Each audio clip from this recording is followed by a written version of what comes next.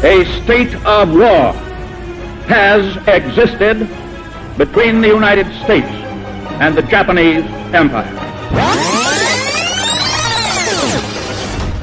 6 अगस्त 1945 Japan के air space में अमेरिकी विमान एंटर करता है। सुबह की करीब 8:15 विमान से कुछ नीचे गिरता है। लोगों को ये भनक तक नहीं था कि अगले कुछ पल में उनके साथ क्या होने वाला था। जब एक चीज नीचे गिरता है तो एक बहुत बड़ा धमाका होता है। पलक झपकते ही शहर की करीब 60% एरिया पूरी तरह से डिस्ट्रॉय हो जाती है। आसमान में एक मशरूम जैसा क्लाउड बन जाती है। जमीन पर टेम्परेचर 4000 डिग्री सेल्सियस तक पहुंच जाती है। 70 से 80 हजार लोग इंस्टेंटली मारे जाते हैं। लाखों मात्रा में लोग बुरी तरह से इंजर्ड होते हैं। पहली बार दुनिया भर के लोग इतने बड़े तबाही को देख रहे थे। किसी को कुछ समझ में आता कि 3 दिन बाद 9 अगस्त 1945 को अमेरिका जापान की नागासाकी के ऊपर भी एक सिमिलर अटैक कर देता है। ये दुनिया के इतिहास में पहली बार हो रहा था कि एटम बम किसी देश के ऊपर गिराया जा रहा था। इस अटैक में लगभग 2 लाख से भी ज्यादा लोग मारे जाते हैं। लाखों मात्रा में लोग बुरी तरह से इंजर्ड होते हैं। लेकिन यहाँ पर सवाल ये उठता है कि अमेरिका ने ऐसा क्यों किया? क्यों लाखों मासूम और बेगुनाह लोगों को मौत का घाट उतार दिया?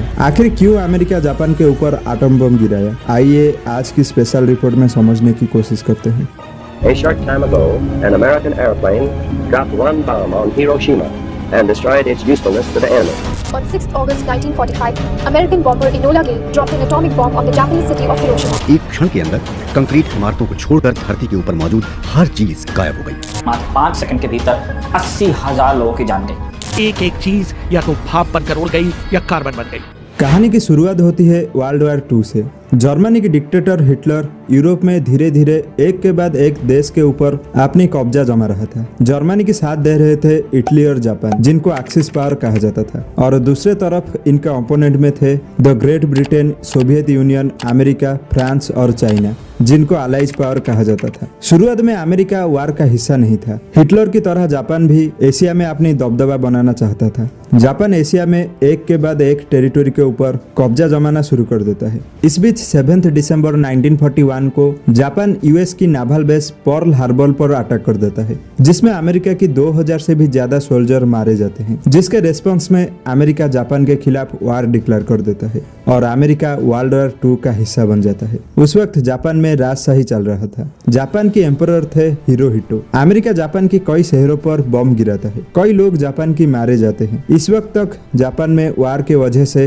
अनएम्प्लॉयमेंट काफी मात्रा में बढ़ चुका था। लोगों के पास खाने के लिए खाना नहीं था। भूखमरी से लोग मर रहे थे। ये सब देखकर अलाइज पावर सोचते हैं कि शायद अब जापान सरेंडर कर देगा, लेकिन ऐसा नहीं होता है। जापान सरेंडर नहीं करता है, जिसके लिए अमेरिका जापान के खिलाफ एक ऑपरेशन लॉन्च करता है, ऑपरेशन डाउनफॉल। इस ऑपरेशन के माध्यम से यूएस जापान में अपनी मिलिट्री भेजता है जापान के एम्परर को पावर से हटाने के लिए। लेकिन इस ऑपरेशन शुरू होने से पहले ही खत्म हो जाती है। जब अमेरिका जापान के एक आइलैंड ओकिनावा को कैप्चर करने की कोशिश करता है तो जापानीज किसी भी कीमत पर हार मानने के लिए तैयार नहीं थे। एक एक लोग अपनी आखिरी सांस तक लड़ रहे थे। इस लड़ाई में जापान की 1 लाख से भी ज्यादा लोग मारे जाते हैं। ओकिनावा आइलैंड की 25% पॉपुलेशन इस जंग में मारे जाते हैं, जिसको देखकर अमेरिका भी हैरान रह जाता है। दूसरे तरफ अमेरिका की 12,000 से भी ज्यादा सोल्जर मारे जाते हैं। अमेरिका सोचता है कि अगर ऐसा ही चलता रहा तो पता नहीं और कितने लोग इस ऑपरेशन में मारे जाएंगे, जिसके लिए जापान को सरेंडर करवाने के लिए अमेरिका कुछ और प्लान सोचता है। इस वक्त तक इटाली सरेंडर कर चुका था। 30 अप्रैल 1945 में हिटलर की मौत के बाद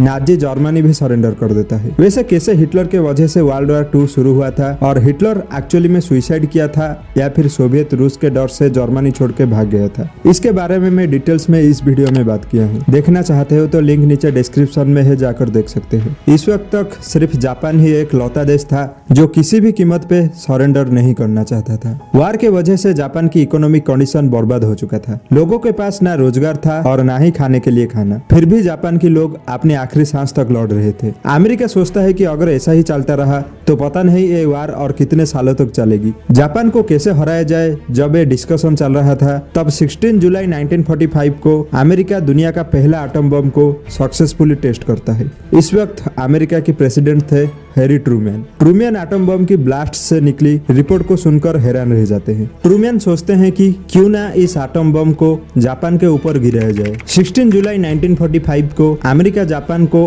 अनकंडीशनल सरेंडर के लिए एक फाइनल वार्निंग देता है, लेकिन इसको भी जापान रिजेक्ट कर देता है। ट्रूमैन डिसाइड करते हैं कि अब बहुत हो चुका है, अब जापान के ऊपर एटम बम गिराया जाएगा, जिसके लिए जापान की 4 शहर को शॉर्टलिस्ट किया जाता है, जिनमें से 2 शहर के ऊपर एटम बम गिराया जाना था। ये 4 शहर थे हिरोशिमा, कोकुरा, क्वेतो और नीगातो। शुरुआत में इन चारों शहर में से कहीं पर भी नागासाकी का नाम नहीं था। 6 अगस्त 1945 सुबह की करीब 7 बजे 3 अमेरिकी विमान जापान के लिए उड़ान भरते हैं। इन 3 प्लेन में से एक प्लेन में था 4 टन का the little boy atom bomb और एक प्लेन इसको सुरक्षा देने के लिए भेजा गया था, और दूसरा प्लेन बम गिरने के बाद इसकी तबाही की तस्वीर खींचने के लिए भेजा गया था, क्योंकि ये पहली बार था किसी देश के ऊपर एटम बम गिराया जा रहा था। जब अमेरिकी विमान जापान की एयर स्पेस में एंटर करते हैं तो खतरे की घंटी बजने लगती है, लेकिन जापान के पास इतनी फ्यूल ही नहीं था कि जाकर काउंटर अटैक करे। जापान के लोग ये सपने में भी नहीं सोचे होंगे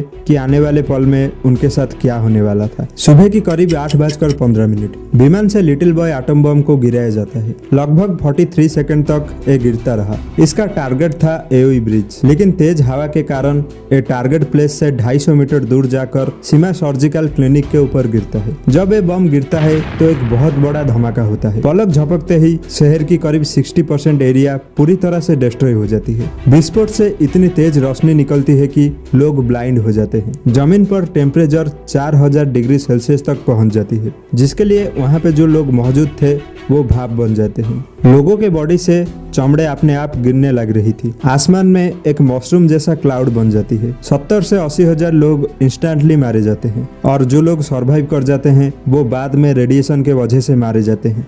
लगभग 1 लाख से भी ज्यादा लोग इस अटैक में मारे जाते हैं, और जो लोग बच गए थे उनकी हालत मौत से भी बदतर थी। जब पहली बार इसकी खबर बाहर निकलती है तो कोई यकीन ही नहीं कर पा रहा था कि एक बम से इतने मात्रा में लोग मरे हैं। इस इंसिडेंट के बाद में भी जापान सरेंडर नहीं करता है, जिसके लिए 3 दिन बाद दूसरा एटम बम गिराने के लिए डिसीजन लिया जाता है, और इस बार टारगेट था कोकुरा। 9 अगस्त 1945 अमेरिकी विमान एक और एटम बम फैटमैन को लेकर उड़ान भरते हैं। फैटमैन लिटिल बॉय से और भी ताकतवर था।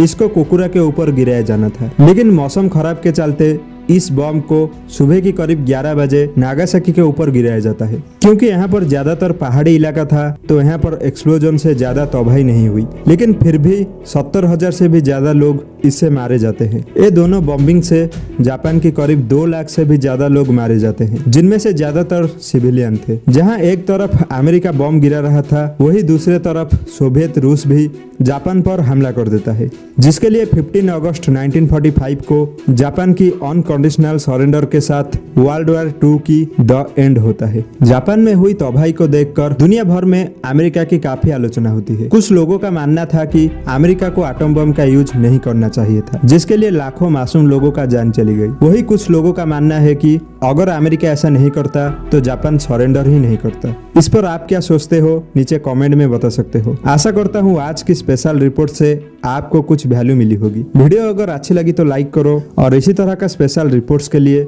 चैनल को सब्सक्राइब करो।